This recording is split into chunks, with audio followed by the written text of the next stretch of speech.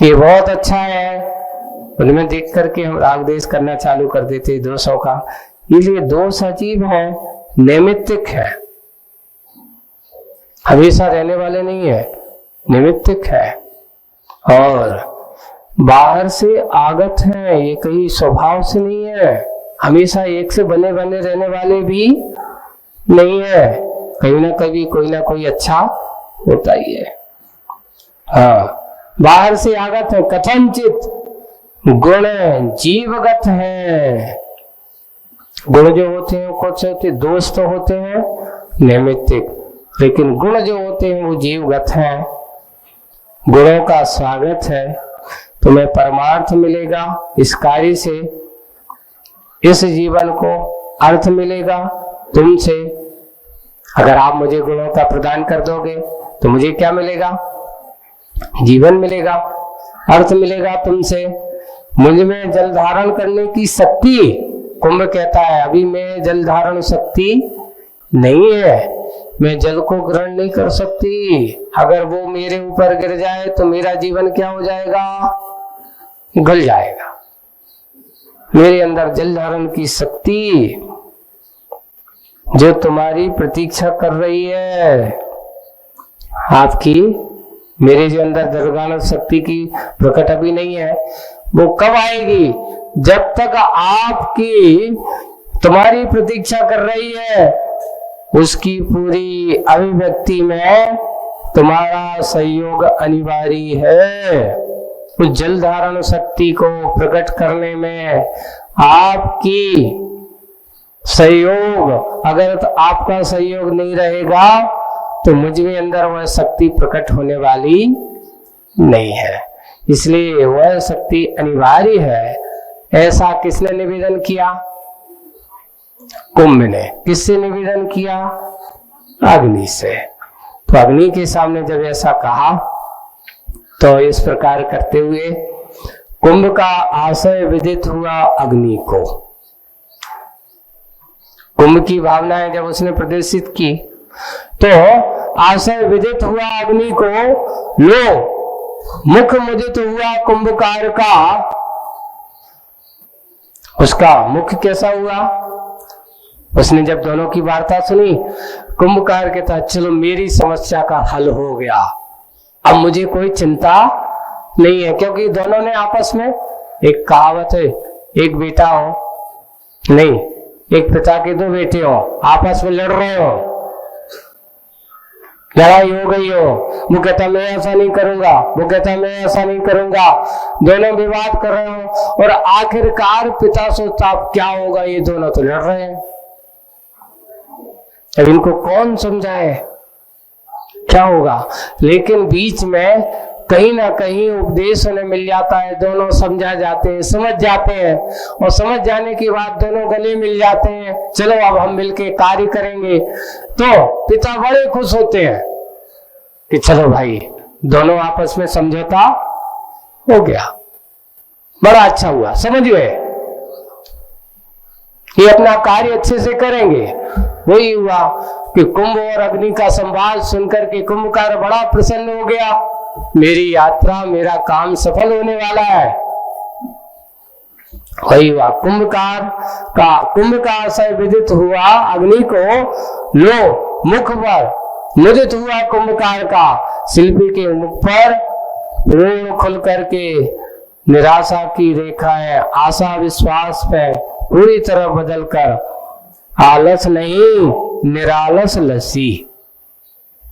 और आलस नहीं है, नहीं तो हताश हो जाता आदमी, जब कोई असर नहीं हो रहा हो ना तो आलसी बन जाता, अब क्या करे, बैठ जाता है निराशा एक जगह, निराशा लसी।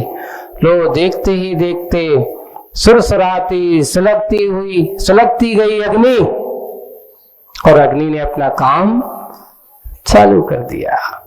सुरसुराती सुलगती गई अग्नि समूची हवा को अपनी चपेट में लेती, छोटी बड़ी सारी लकड़ियों को अपने पेट में समेट लेती।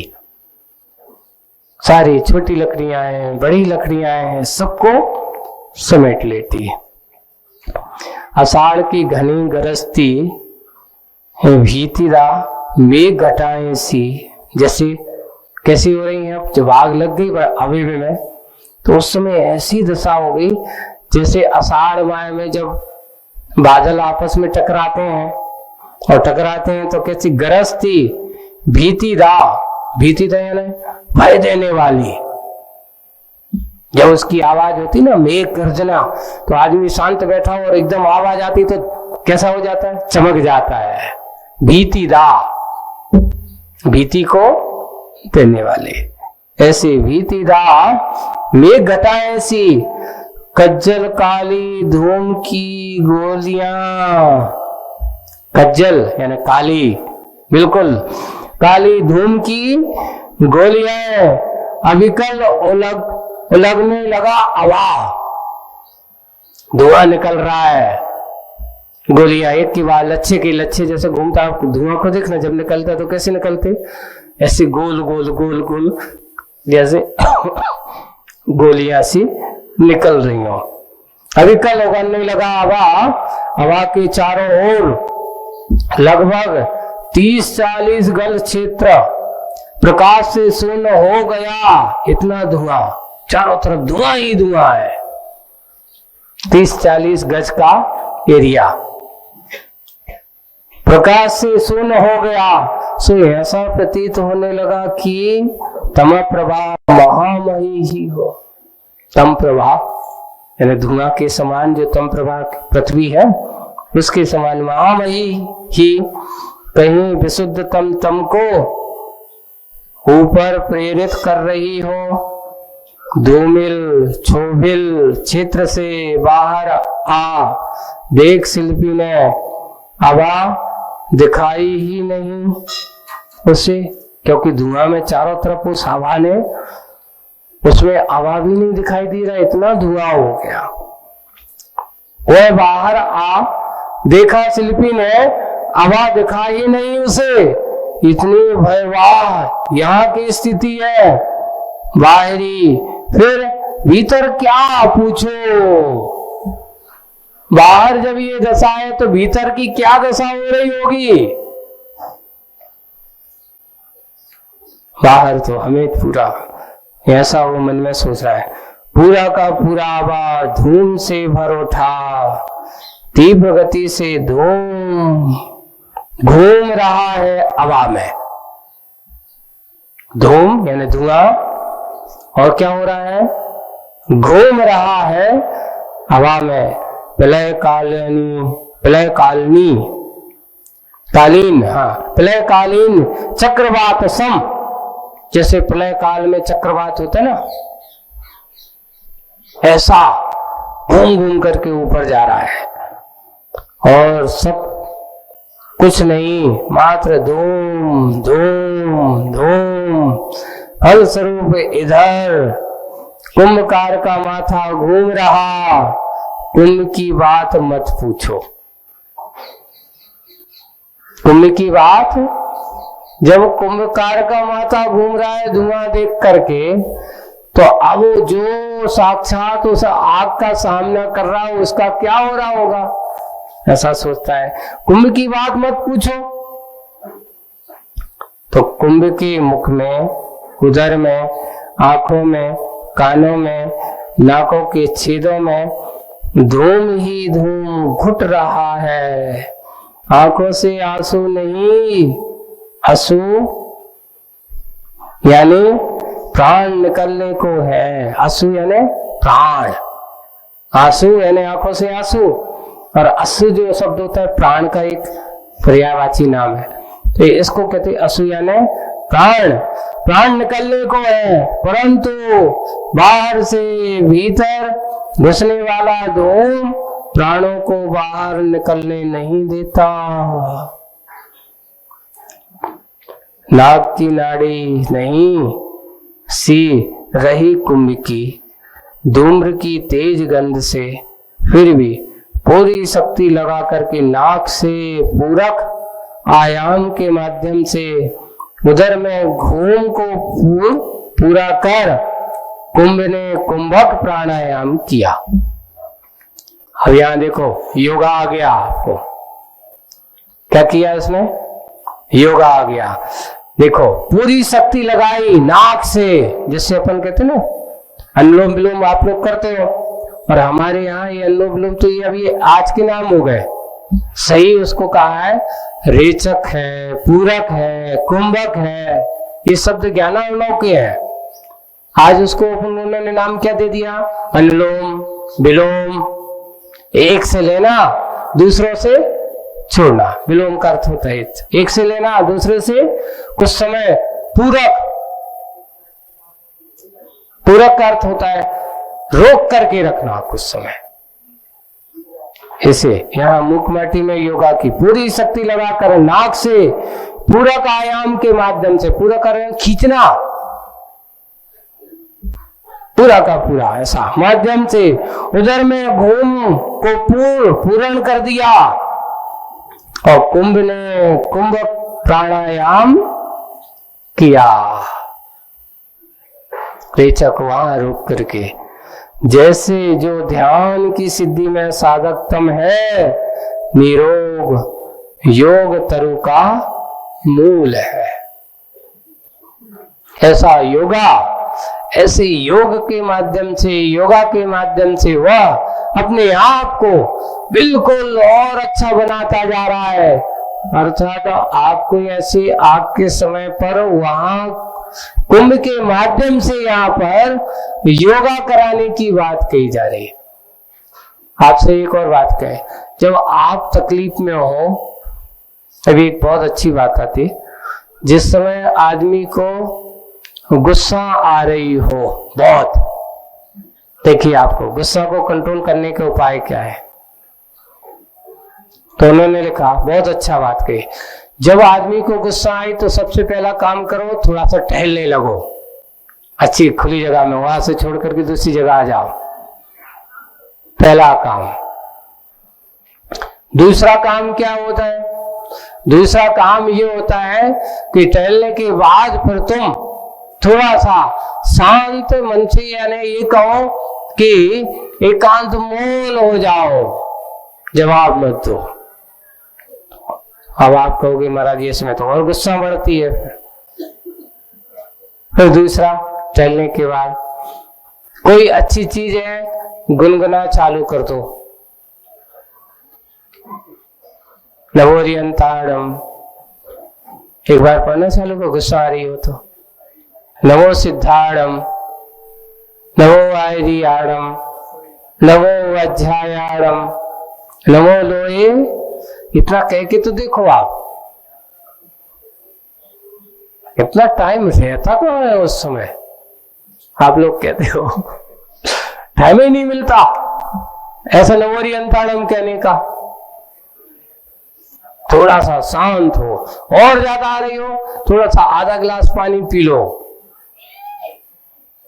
मुंह में रखो, जैसे या तो पानी पियो, जैसे हम कोई अच्छे से बढ़िया क्या खा रहे हो, रसगुल्ला खा रहे हो, मुंह में रख करके चूस चूस करके पानी पियो। देखो आपका क्रोध कैसे ठीक नहीं होता। मुंह में रखो, जैसे रसगुल्ला अच्छे चबा चबा के खाते हैं, ऐसा करो, आपका क्रोध होगा शांत। शांत होने के तरीके हैं, विचार करो, और फिर थोड़ा सा और करो, मैं गुस्सा कर रहा हूं, इस गुस्सा करने से फायदा मुझे कितना होने वाला है, नुकसान कितना होने वाला है, ऐसा सोचो। ये सोच ले तो फिर तो गुस्सा ही नहीं आएगा। अगर ऐसा उस समय हम विचार करें तो आपको गुस्सा आएगा। अगर मैं इसको गुस्सा करूंगा तो इससे मुझे लाभ कितना होगा और हानि कितनी होगी। अगर हानि लाभ की ओर दृष्टि हमारी चली गई तो समझ लेना हमारा विवेक जागृत हो जाएगा। उस समय हमें क्रोध, आए हुए क्रोध पर भी हम संयमित हो सकते हैं। योगा रूप परिणति है। गहरी सांस, अच्छे शांत भाव से, जब तुम गुस्सा आ रहा हो अच्छी गहरी सांस लो, थोड़े से बिल्कुल बैठ जाओ। योगा बहुत बड़ा काम की चीज होती है उस समय। गहरी सांस लेकर के 2-4 बार आप ऐसा करो, आपको लगेगा मेरा गुस्सा शांत हो गया। अंतर होता है, पर क्या करें, जिस समय आता है ये सब हम भूल जाते हैं महाराज, कुछ भी समझ में नहीं आता। पर इतना है, ज्ञानी जन कभी भी कोई तुम्हारे ऊपर बहुत आरोप प्रत्यारोप कर रहा हो, आपके ऊपर दोषारोपण कर रहा हो, आपको भला बुरा कह रहा हो, उस समय हम थोड़ा सा गहरी सांस, सबसे बड़ा सुनो, बुराई सुनने में भी थोड़ी सी क्षमता हमारी होना चाहिए। होता ये कि आदमी को अच्छाई सुनने की क्षमता तो बहुत होती है, लेकिन कोई तनक सा भी बुरा कह दे फिर तो ऐसा लगता है इससे बड़ा दुनिया में दुश्मन मेरा कोई दूसरा है ही नहीं है। जबकि हमारे नीतिकारों ने कहा कि अगर तुझे अपने आप को निर्मल बनाना हो तो बुराई की अपेक्षा कोई तुम्हारी प्रशंसा कर रहा हो उसमें तो तेरे अंदर बुराई और पैदा होगी, अभिमान पैदा होगा, अहंकार पैदा होगा। लेकिन कोई व्यक्ति अगर तुझे गाली दे रहा है, बुरा कह रहा है, समझ लेना तेरे अंदर की चमक को प्रकट करने के लिए काम कर रहा है। इसलिए कहते निंदक नीरे राखिए, आंगन कुटी छवाए, और बिन पानी बिन साबिना, निर्मल करे सुवाए। बिना साबुन के, बिना पानी के आपके स्वभाव को कैसा कर रहा है, चमकाने का प्रयास कर रहा है। इसलिए कभी भी ऐसी चमक से बाहर आने के लिए, इस प्रकार का प्रयास करने के लिए डरना नहीं चाहिए। वही बात यहाँ पर कही गई, योगा से विपरीत परिस्थितियों में अपने शक्ति का प्रयोग करो। प्रतिकूल परिस्थितियों में जैसे उसने कुंभक किया, प्राणायाम किया, धुआं के इस वातावरण में जहां घुटन ही घुटन हो रही थी, ऐसे घुटन में भी उसने अपने आप को प्राणायाम से अपने प्राणों की रक्षा की। पूरक आयाम के माध्यम से उधर में घूम को पूर्ण कर कुंभ ने कुंभक प्राणायाम किया। कौन सा प्राणायाम किया? कुंभक प्राणायाम। सांस रोक करके बैठ गया। कुंभक का अर्थ होता है श्वास को, जैसे अपन कहते कुछ समय रोको, रेचक कुंभक कहलाता है।